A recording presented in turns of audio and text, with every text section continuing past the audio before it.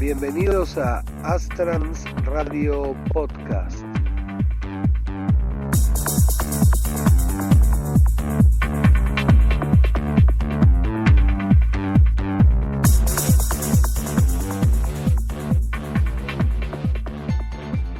Hoy con el tema El legado de Magdalena.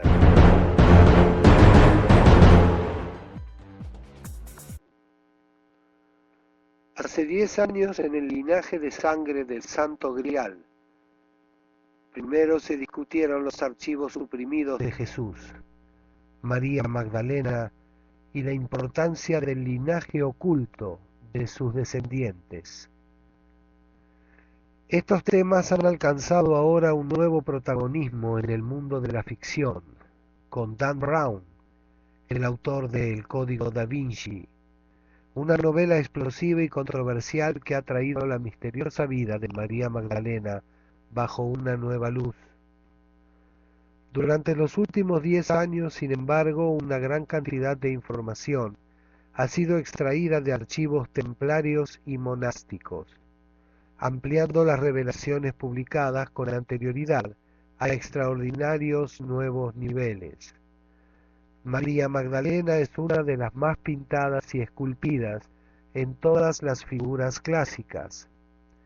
Artistas y románticos le han adorado, pero ella ha sido constantemente vilipendiada por el establecimiento religioso.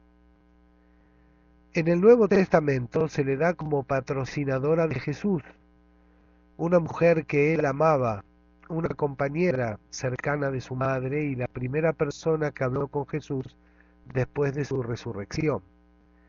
La doctrina de la Iglesia, sin embargo, afirma que ella había sido una ramera pecaminosa, aunque una pecadora arrepentida, quien finalmente fue admitida a la santidad en fecha tan tardía como 1969. La posición de María es única en la historia cristiana. A pesar de su aparente papel de apoyo en los evangelios, ella aparece en otros textos como una de sus figuras principales. De hecho, es evidente que la figura más importante del cristianismo, sobrepasando en mucho el presunto estatus de Pedro y Pablo, es María Magdalena. El drama que emerge del Vaticano y de registros monásticos es la relación marital de María Magdalena con Jesús. Su exilio de Judea en el año 44 después de Cristo, bajo la amenaza de sedición y la persecución documentada de sus herederos por una sucesión de emperadores romanos. ¿Por qué estas cosas no están escritas en la Biblia? Si lo están en parte, pero simplemente no son enseñadas o generalmente discutidas. Es pertinente señalar que si bien hay muchas pinturas murales de cristianos tempranos en las catacumbas bajo las calles de Roma, la pintura cristiana más antigua descubierta hasta ahora en un entorno sobre el suelo no es de Jesús o de su madre, sino de María Magdalena. Titulado Mirrófore, portadora de mirra, que representa a María en la tumba de Jesús con un alabastrón de ungüento, emanando de principios de los 200 después de Cristo, mucho antes de que se estableciera la Iglesia de Roma. Esta pintura fue encontrada en una capilla en el río Éufrates en Siria y fue trasladada a la Galería de Arte de la Universidad de Yale en el año 1930. Los evangelios canónicos no hablan de los padres de María Magdalena, pero otros textos históricos lo hacen, y la importancia de su patrimonio es de primordial importancia para el estado civil de María. En los evangelios que fueron estratégicamente excluidos del Nuevo Testamento, cuando la selección fue hecha en el año 397 después de Cristo, en el Concilio de Cartago, María está clasificada como la esposa y la consorte del Mesías. Incluso los documentos cátaros de Provenza, en fecha tan tardía como el siglo XIII, dejan claro que en los círculos gnósticos ella fue siempre atendida por ser la esposa de Jesús.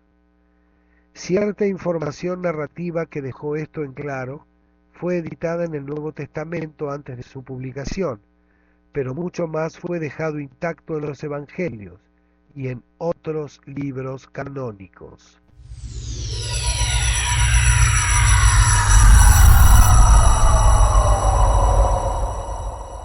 No menos importante en este sentido son las cuentas detalladas de su ceremonia de matrimonio. No se trata de las bodas de Caná, como algunos teólogos han puesto, sino un ritual de unción mucho más explícito, basado en la tradición real siria de la familia de María Magdalena, como corroborado en el Antiguo Testamento hebreo. La novela de Dan Brown, El Código da Vinci, sugiere que María era del linaje familiar de Benjamín, pero esto no fue el caso. Su herencia era mucho más importante, remontándose a la misma rama davídica de Jesús, con un linaje soberano, a través de los reyes sacerdotes asmonadeos de Jerusalén en el siglo II a.C. Registros dominicanos y benedictinos coinciden también en que mientras la ascendencia maternal de María Magdalena era de la realeza de Judea, su herencia paterna era de la nobleza real de Siria. También es citado en el Código da Vinci que Jesús y María Magdalena tuvieron una hija llamada Sara, pero Sara no era un nombre en esa época del siglo I, era un título israelita que significa princesa. El nombre de la hija era Tamar, nacida en el año 33 después de Cristo. Ella fue Tamar, la Sara o Saraí. El nombre significa palmera y fue el mismo progenitor matriarcal en el Antiguo Testamento de la Casa Real de Judá, el mismo que se le dio a la hermana del rey David. Por otra parte, sin embargo, Jesús y María Magdalena tuvieron 2 hijos. Esto ha sido confirmado hace 15 años por las investigaciones de la doctora Barbara Turing del Consejo de Estudios de Teología en la Universidad de Sydney, Australia. Pero ¿de dónde emana esta información? Sorprendentemente, la mayor parte se encuentra en las secciones del Nuevo Testamento, que son frecuentemente ignoradas en la enseñanza del establishment de la Iglesia. Y hay algunas referencias notables que datan del siglo I, aclarado por los primeros padres del movimiento cristiano, que hablan de la brutal persecución que afectó a la línea familiar de Jesús.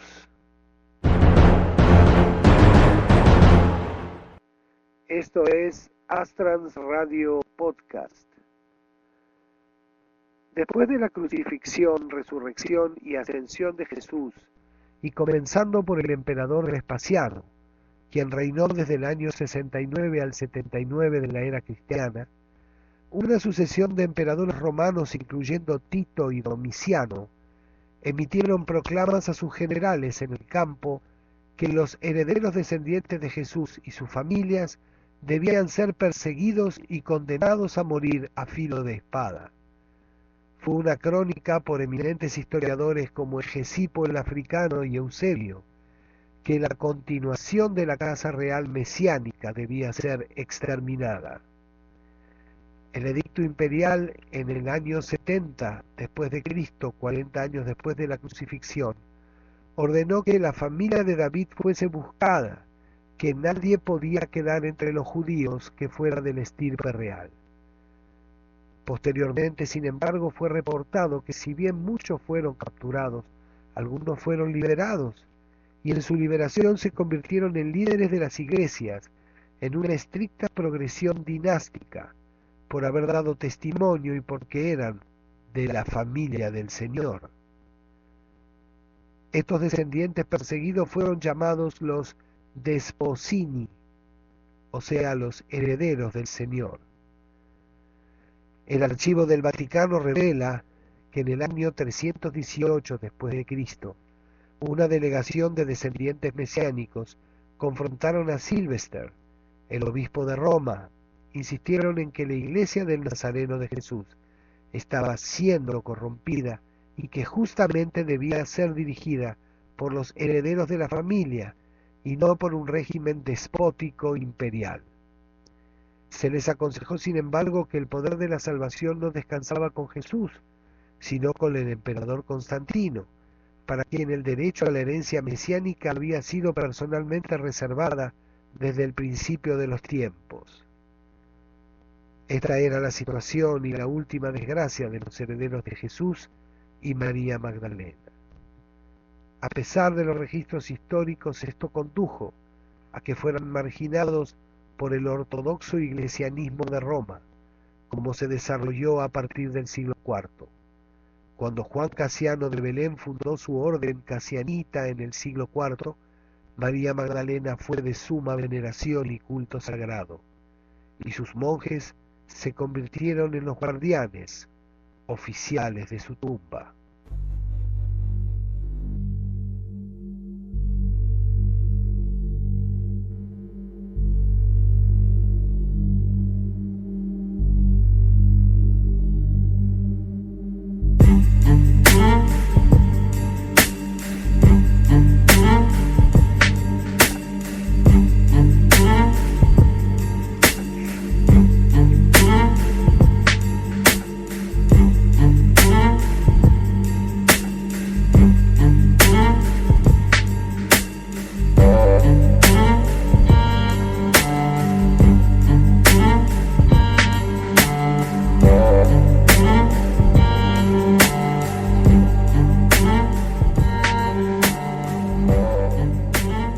El legado de Magdalena, hoy en Astrans Radio Podcast.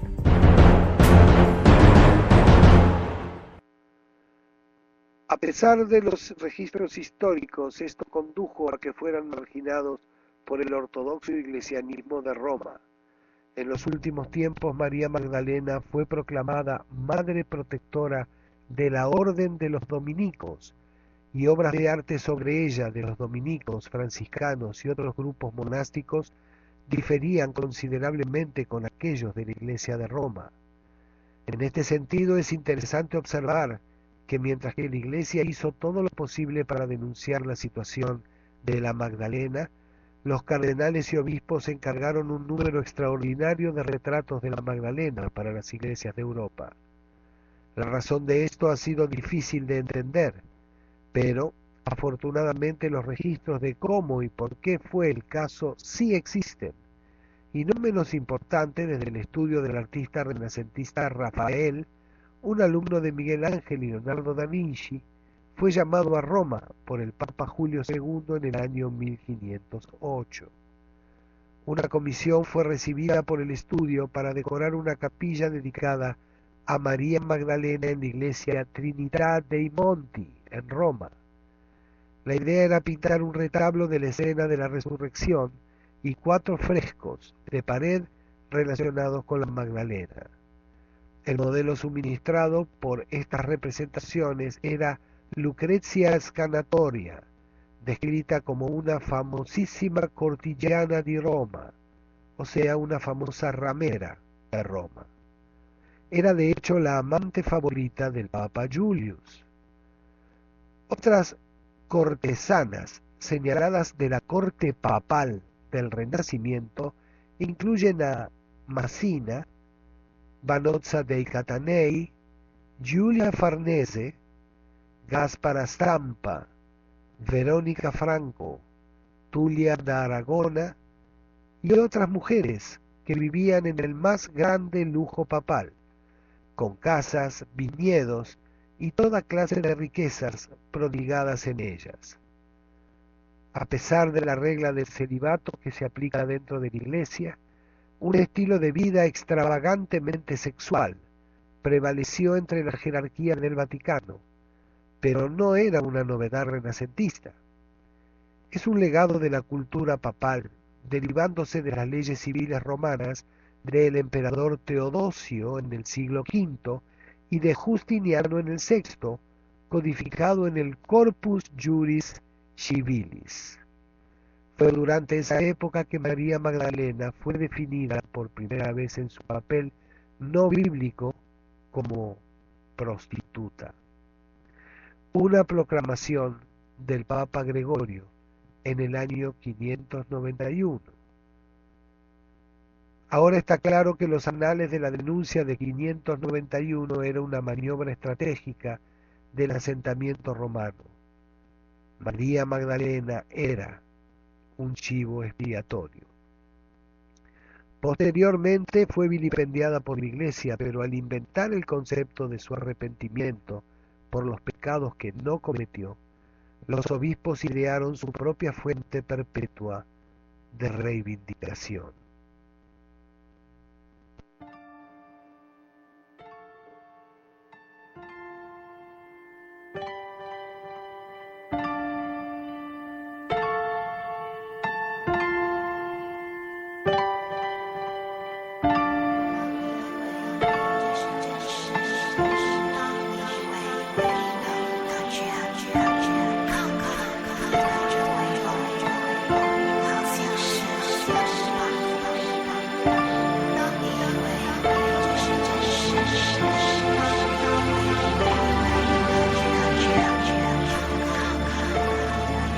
El legado de María Magdalena.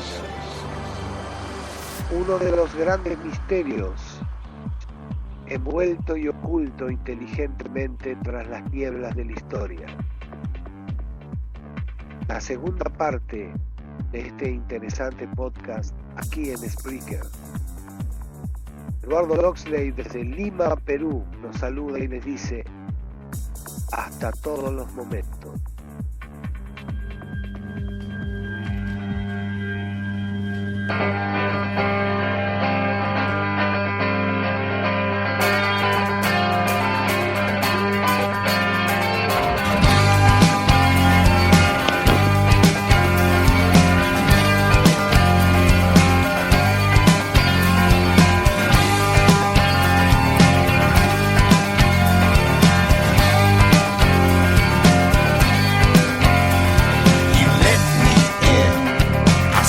Your skin, you come crashing like